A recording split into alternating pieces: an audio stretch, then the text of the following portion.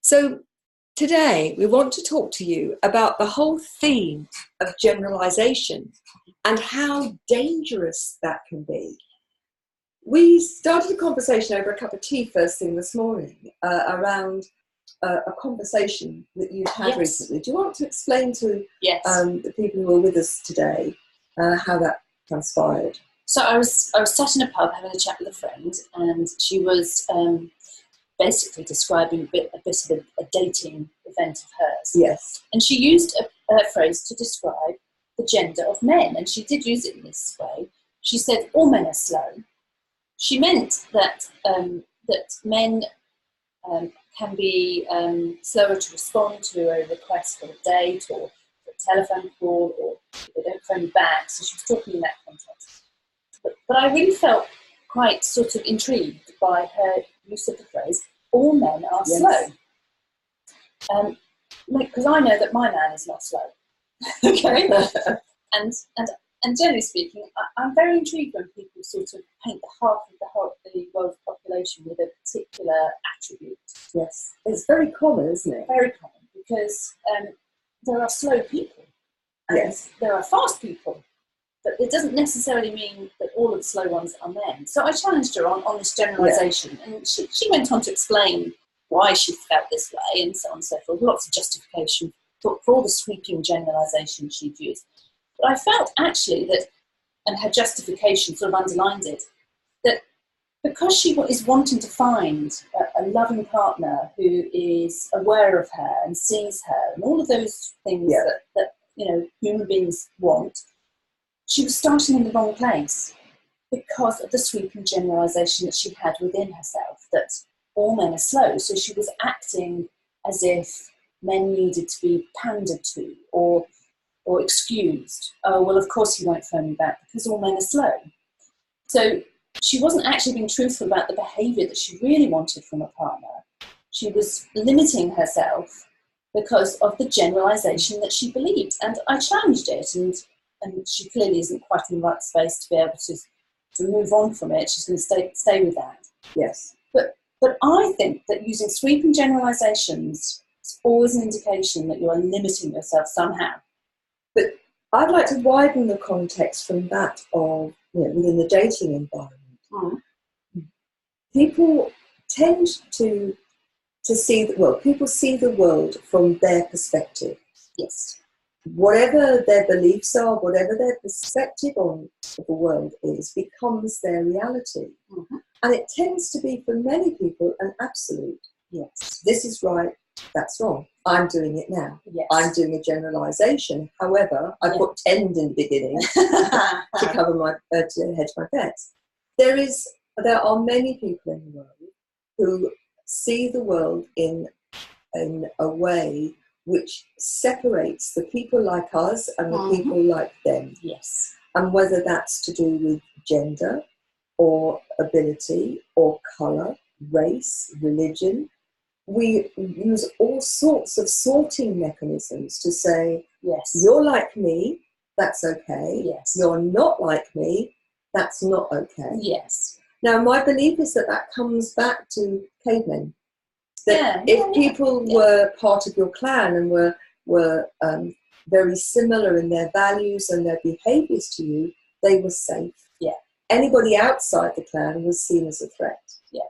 But I think in modern day living, it's very easy, isn't it, to you listen to the news, you watch things going on in your own community or your own family, and you will make a generalisation. Yes. And people tend to see the world from different perspectives, and there are many people who tend to generalise, and others who tend to be very specific. And I think the danger is if you're totally specific and totally general, you miss a richness in the world. Yes. Because there are times when an attribute or a situation is very specific to that person. Yes. She was saying about that man that he didn't live up to her expectations of what she wanted him to do. In terms of behaviour, yeah, exactly. He was being slow. He may actually have disappeared from the picture because he didn't want to be with her. Yeah, and there's sort of like, underlying sort of truths that she's trying to avoid, because maybe he wasn't slow at all. Maybe he just didn't want to respond. Absolutely. So but it's easier to blame the other person. Easier just to say, oh, well, the whole gender is slow. Yeah. So what else can I expect? Then I shouldn't feel bad. I take no responsibility exactly. for it. I can push it out there. Yes. Now, you can't take responsibility for other people's behaviours, but you can take responsibility, and I believe you should take responsibility. So in the context of this, I would ask you to think about, how often do you generalise? Yeah. You know, all men, or all people from a particular country, or all people from a particular profession. And we can do it to a lesser or greater extent. I've got a great example. I do it all the time, and it's wrong of me to do it. When I'm feeling sort of victimised or unhappy with somebody's behaviour, I will say to my husband, everybody treats me like this, everybody. Yeah. And he says, hang on a minute, who's everybody? And I have to say, oh yeah, okay, not you, I mean, and then the list of people that I'm really referring to. But I use that language very easily. And it's such a habit of mine, and it's a bad one. It's also a very common issue. Let me give you an example. I was doing a training course on customer service, and part of the organisation has a restaurant, and they were talking about, how do you handle people who will say, give them a bad review, or will come and complain and say the meal was dreadful, and say, I'm really sorry about that. But then, for me, it's about asking them to be specific. So everything, could you be more specific? Because that will help us improve what we do in the future. Yes. And so if people are being over general about things, particularly if you're looking at this in the work context, it's about everything or just parts. Yes. And then break it down. If you were talking about service, and let's say it was a hotel, was your bedroom comfortable? Yeah. Well, yes, it was. Yeah. Was the bedroom clean? Yes, it was. Were things okay in the bathroom? Was the water hot? Yes, it was.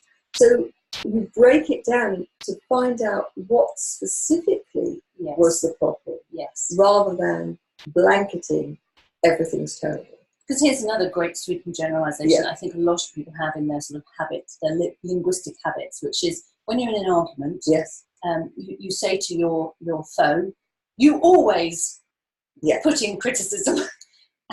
And it's a sweeping generalisation, isn't it?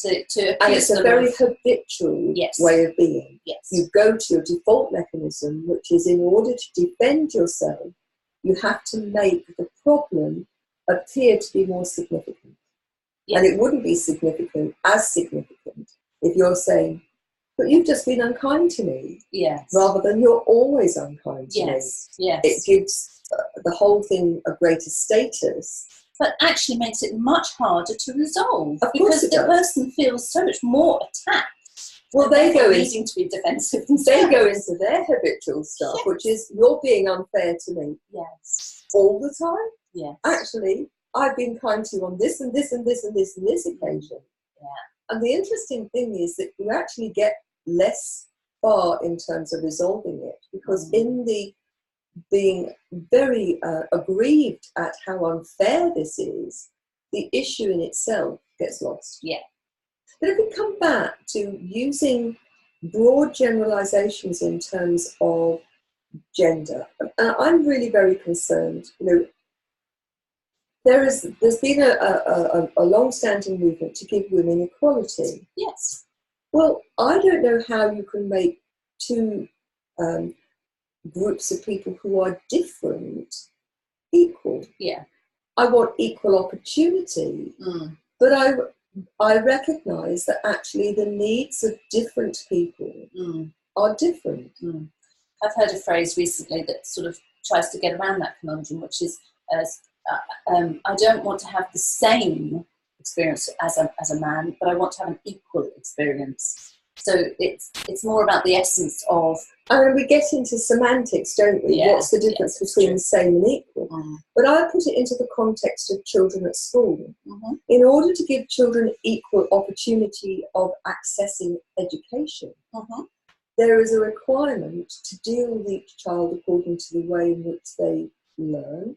So whether they're visual, auditory, kinesthetic learners, or whether they have a starting point which is more advanced or less advanced than somebody else, whether they have a specific learning difficulty, and to give them equal access to education, each of those will need some adjustment to make it the most accessible it can be. Yes.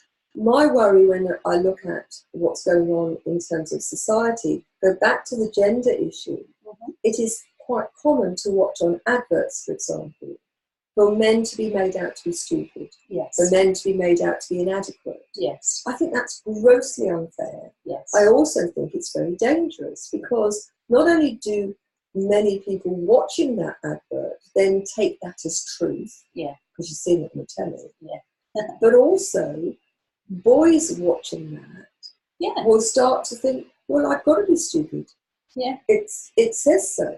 In the same way that many, many girls over the many, many decades and hundreds of years where women were not allowed to vote, not allowed in empowerment, also were made to feel inferior in some way. Absolutely.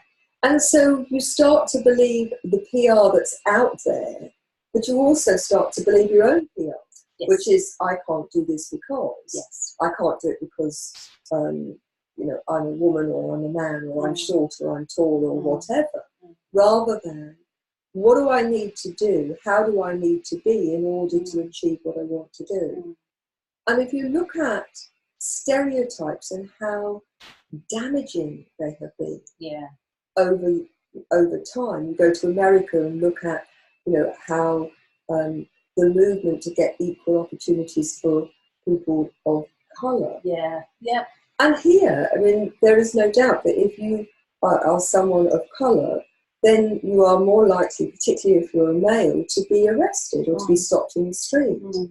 But we have certain stereotypes, which I think the danger is that it lessens our tolerance to people. It makes us fearful of other people. And as a result, society is damaged. The UK government is considering introducing, that they're doing a feasibility study, I guess, making the act of misogyny illegal, in the same way that it is illegal to discriminate and state hateful things around race, religion. They're going to make it illegal, well, considering making it illegal to hate women, to be hateful towards women. There was a radio debate. Should if we're going to do that for women, should we do it for men? The act of hating men, Why can't we just say that anything where hate is the motivation? Honestly, Gina, it's wrong. There were people actually phoning in and saying, no, we shouldn't. Effectively saying, no, it's okay to hate men because they've had it good for so long. I find it very sad that airtime is being given to support potentially people being unkind and hateful to one another. And I don't think that was their motivation, but isn't it interesting that the outcome was that people got their justification for being unkind to one another. Because somebody in the past has done it, or somebody's done it to me, but I do it to somebody else and that makes it right. It's the Old Testament stuff, isn't it? An eye for an eye, a tooth for a tooth. And that one would hope that over the thousands of years since that we've learned something. Which is eye for an eye, you would end up blind, and tooth for a tooth, you can't eat an apple very easily. Although I think that Old Testament passage has actually been misunderstood, and I think that's more about the spiritual aspect of the karmic law being equivalent to what you've done. So if you've taken an eye, then you can expect that will happen to you. It's not an instruction to repeat what was done to you. But isn't it interesting that many people take it that way? Because that's a lazy, easy way. Some people. And if you're listening to this, what I would urge you to do is start to be aware. Be aware of your own language. How often you generalise. how often you apportion a particular characteristic or value or behaviour to a group of people, of whom some, it may be true, but not necessarily all. And also, how often or how do you feel when you get caught up in somebody else's generalisation? You know, children at school, their pet hate was when everybody got kept in because a certain group within the class were being naughty. And the level of unfairness that was felt in that was very significant. And that's interesting, isn't it? Because of course that manner of control, the teacher being, you know, the symbolic government, places a generalisation upon everybody.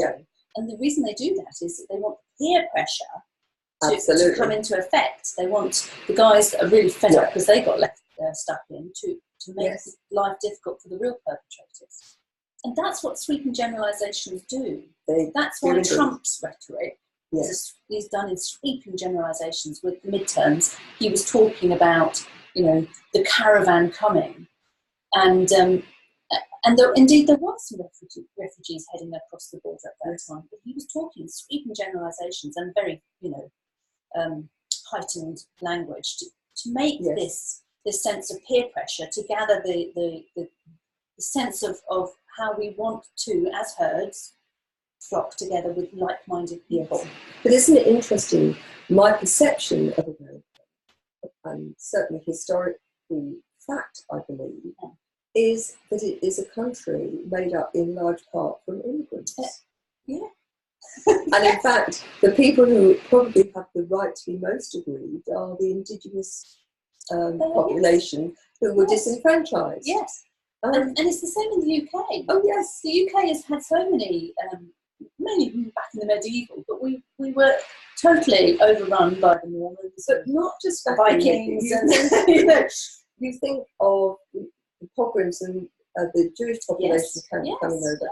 You talk about, you know, people from Bangladesh and India. The Windrush generation were brought specifically to populate and to work within the hospital situation, and they were needed. It's part of our heritage that people from different cultures will come. You know, read the history of Hawaii, and they've had, you know, the Chinese who came in as workers, the Japanese who came in as workers, and so on. But I find it quite interesting how we tend to give different races of people certain characteristics, which may be true in part. So, for example, as an educator coming into the UK, and I can't speak for anywhere else, generally speaking, my experience was that people who came from China or Japan or India valued education incredibly highly. And so children coming into school, parents saw that education as incredibly important, and they pushed their children to do well. Generalisation, there were exceptions. But it was quite common for people, the indigenous population, to not value education as highly. Not surprising, because they hadn't had to fight for it. But I think we could use the energy behind how we talk to empower people and to bring people together rather than to separate. Because when you talk to individuals, for the most part, individuals are caring of one another. For the most part, people want to do their best for themselves and their family. And yet, when you listen to the rhetoric, it's about separation, division, lack.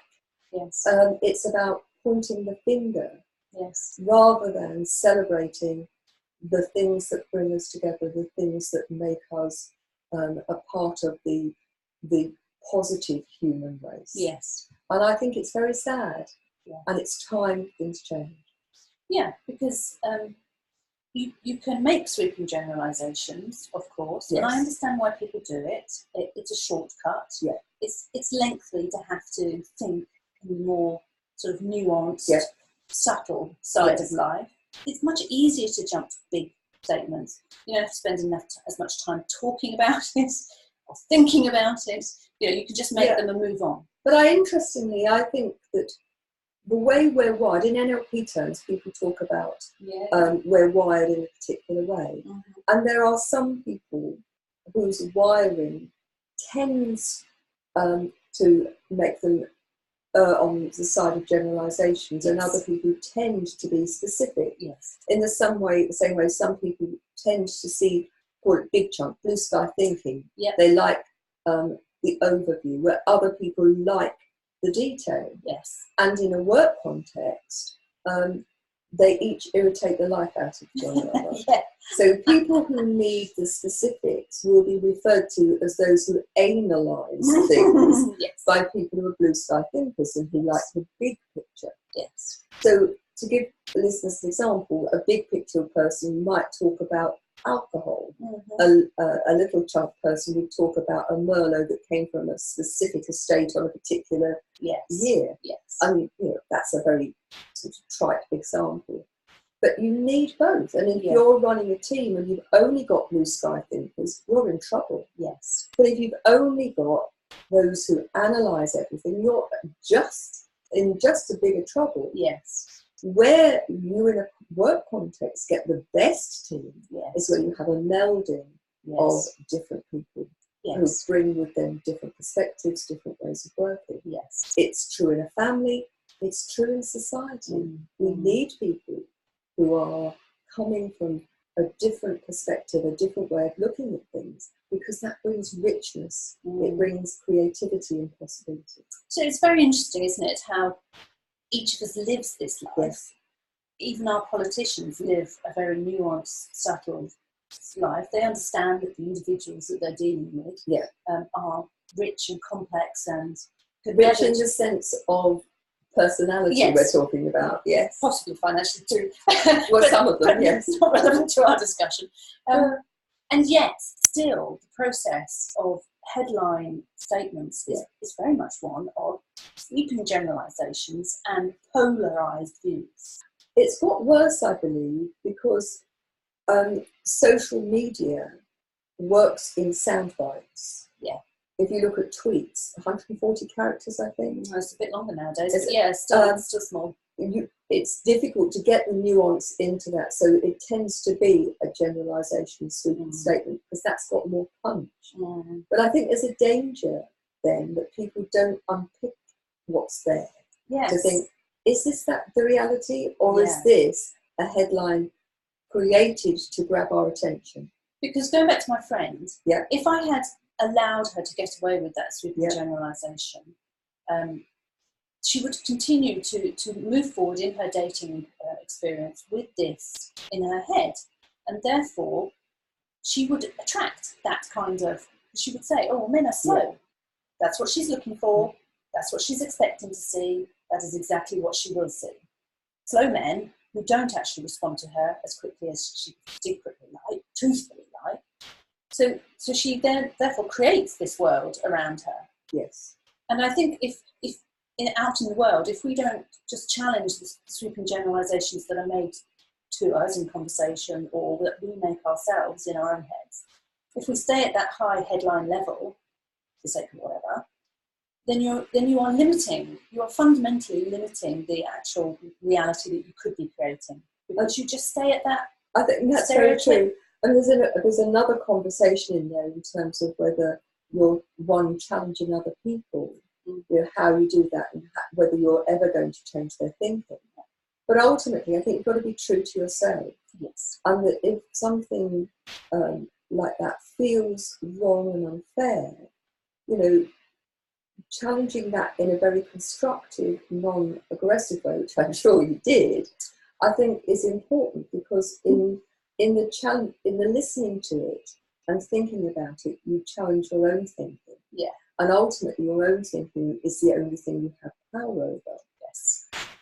So for me, out of today, please think about how often you generalise.